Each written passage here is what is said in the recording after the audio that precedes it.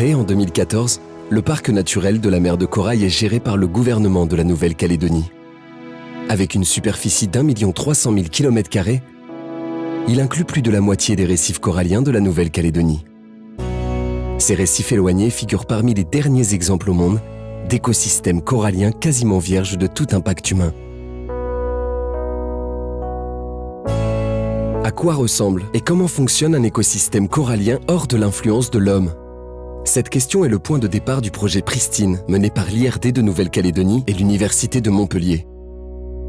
Pristine a pour objectif de définir un état de référence qui permettra d'évaluer les impacts humains sur les récifs de Nouvelle-Calédonie et d'ailleurs. Cet état de référence est également indispensable pour évaluer l'efficacité de mesures de protection, comme les réserves marines. Entre 2012 et 2014, plusieurs expéditions sont menées au sein du parc, en partenariat avec les universités de Nouvelle-Calédonie, d'Australie et d'Hawaï, ainsi que National Geographic. Chesterfield, Entrecasteaux, Petrie, Astrolabe, recenser la vie marine de ces récifs éloignés est une tâche ardue tant la nature y est généreuse. Les chercheurs utilisent également des caméras stéréo 3D appâtées pour attirer et compter les requins.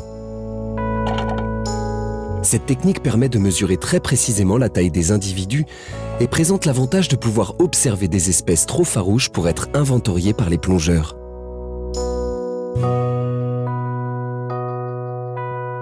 Les résultats de l'étude montrent que les récifs isolés du parc sont parmi les plus riches du monde. Ils détiendraient le nouveau record mondial de biomasse en poissons de récif. Ils sont également caractérisés par une forte dominance des grands prédateurs piscivores et l'abondance d'espèces emblématiques.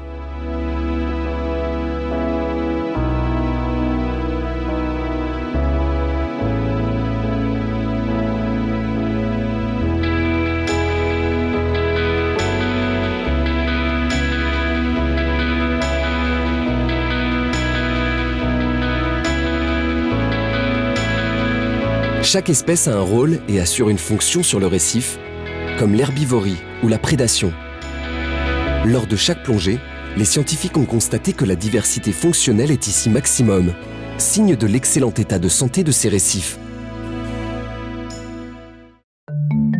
Dans un milieu dégradé, certaines fonctions disparaissent. Avec leur position au sommet de la chaîne alimentaire, les requins sont alors souvent les premiers à disparaître. En comparant les données avec celles des récifs du parc, il apparaît que 90% des populations de requins de récifs ont disparu autour de la Grande Terre.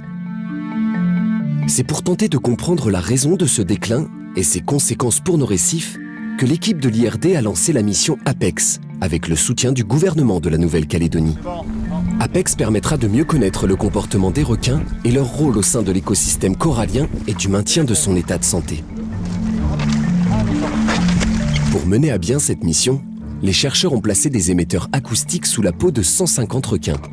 Chaque fois que l'un de ces requins passe à moins d'1 kilomètre d'un récepteur, il est identifié et son passage est enregistré.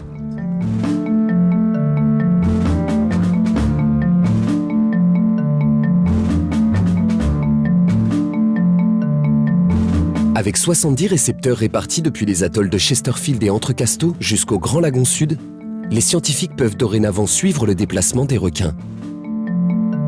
L'étude devrait permettre également de mieux comprendre le rôle et l'importance des récifs éloignés pour les requins de Nouvelle-Calédonie, ainsi que leur sensibilité aux impacts humains. Ces données seront précieuses pour définir les stratégies de gestion du parc naturel.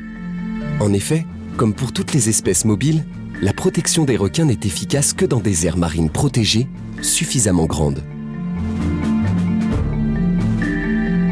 Les récifs du parc naturel de la mer de Corail constituent un patrimoine unique au monde.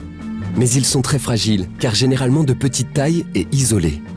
Si cet isolement leur a offert une protection naturelle jusqu'à aujourd'hui, le parc naturel de la mer de Corail a pour objectif de les protéger officiellement et durablement. Une mission d'autant plus importante que les eaux de la Nouvelle-Calédonie abritent un tiers des récifs isolés du monde, les seuls à pouvoir ressembler encore à des paradis originels.